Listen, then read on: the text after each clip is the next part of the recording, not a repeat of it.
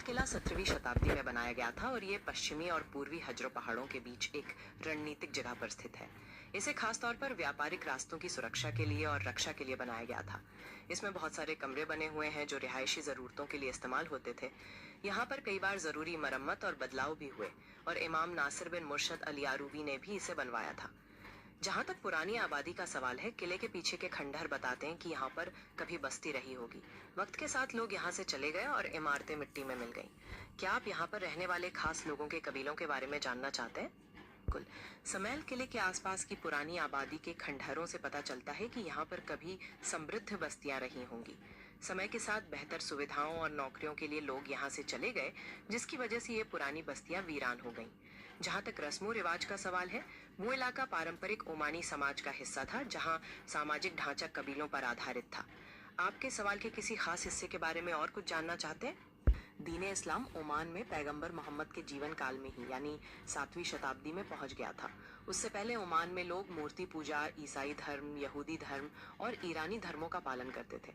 समैल किला जो 17वीं शताब्दी में बना, कारोबार के अलावा रक्षा के लिए, शहरों के शासन के लिए और व्यापारिक रास्तों की सुरक्षा के लिए जरूरी था। क्या आप इस्लामी इतिहास के बारे में और कुछ जानना चाहते हैं? बात बिल्कुल सही है। समैल किले के पास ही मजिन बिन गदौबा मस्जिद है, जो ओमान की सबसे पुरानी मस्जिद मानी जाती है। मजिन बिन गदौबा ओमान के पहले व्यक्ति थे जिन्होंने इस्लाम कबूल किया था और उनका मकबरा भी वहीं पर है।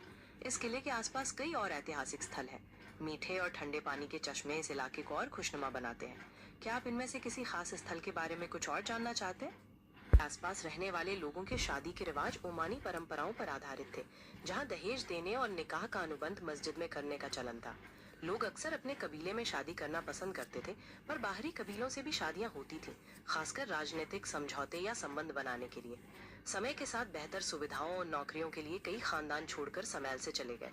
ये लोग जंग लड़ते थे और ओमानी कबीलों का इतिहास युद्धों और बहादुरी से भरा हुआ है, खासकर विदेशी आक्रमणों के खिलाफ। वे पारंपरिक रूप से कबीलाई जीवन जीते थे, जहां कबीले का मुखिया और बुजुर्ग महत्वपूर्ण फैसले लेते थे।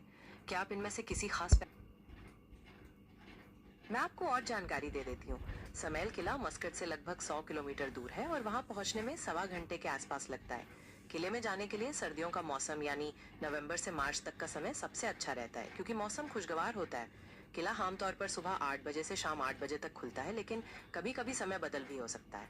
जहाँ तक एंट्री फीस का सवाल है, ये लगभग 3 ओमानी रियाल प्रति व्यक्ति है।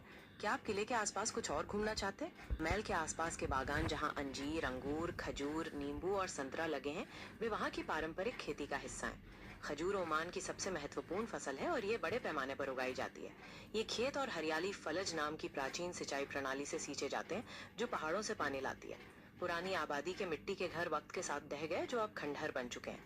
वहाँ के पुराने कब्रिस्तान बताते हैं कि ये इलाका कई पीढ़ियों तक आबाद रहा। ये लोग अपने कबीलों की रक्षा के लिए जंग लड़ते थे और उनका जीवन पारंपरिक कबीलाई मान्यताओं पर आधारित था। क्या आप किसी